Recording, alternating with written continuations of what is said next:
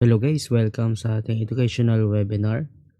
So date ngayon ay January 4. So review natin yung nangyari sa market this week. Sa DXY makita natin sa monthly, sa hour time frame, no, bullish move. Sa 4 hour time frame is continue pa rin yung bullish move, no. Same pa rin yung fundamental bias natin na bullish sa USD currency. So check natin sa gold naman.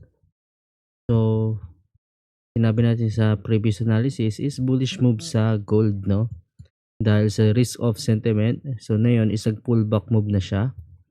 Makita natin dito is marami nag-take profit dito or nag-secured ng profit sa key level. So dito sa 2,656 key level, marami nag-exit ng position ng buy trade. So nag-exit sila sa key level, no, dahil dito yung mayroong mga liquidity, no. Kaya nagkakos ito ng pullback move dahil madarami nag-exit ng trade. So base pa lang sa price action, no, makita natin sa candle formation, nagkaroon ng rejection, no. Nawala yung momentum ng mga buyers. So nagkaroon ng weakness, no, exhaustion sa buyers. And nagkaroon naman ng bearish momentum, no. So makita natin dito yung rejection candle. Ang laki ng upper wick, no. Ni-reject yung key level. And yung next candle naman is lumalakas yung mga bearish candle formation. So makita natin yung bearish move sa gold. So ilang pips to? Nasa almost 230 pips na bearish move. So as of now, so expect natin na possible i-retest tong 2,613 key level. I-continue yung sentiment na bearish move sa gold market.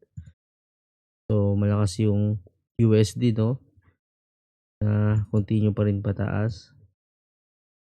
Sa Bitcoin naman makita natin is nag-bullish move, no. So weekly tingnan natin yung rejection. So based sa previous analysis, kailangan ng mga buyers i-defend yung 91 key level, no. Itong key level na to.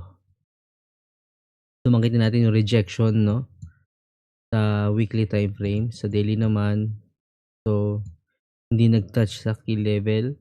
So pero na-defend pa rin ng buyer yung position na ito. Kaya nakapag-hold siya, no, ng bullish move. Mag-continue yung sentiment na ito.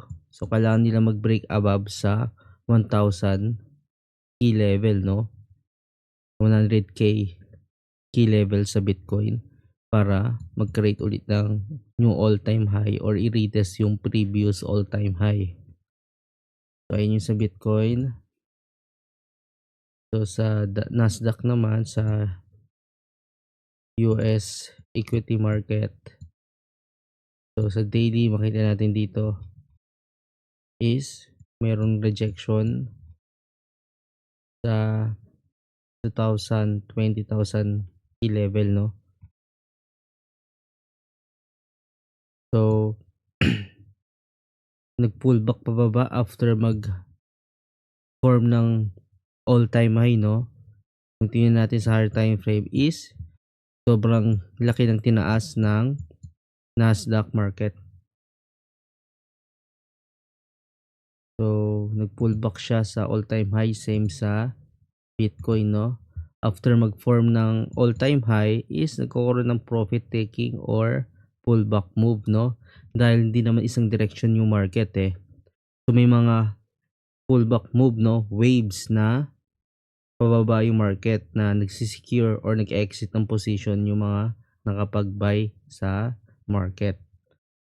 So ayan, so dapat alam natin yung mga market cycle, no, kung saan yung profit taking na nangyari and saan yung mga key levels, no, or liquidity sa market. So ayun lang sa analysis natin.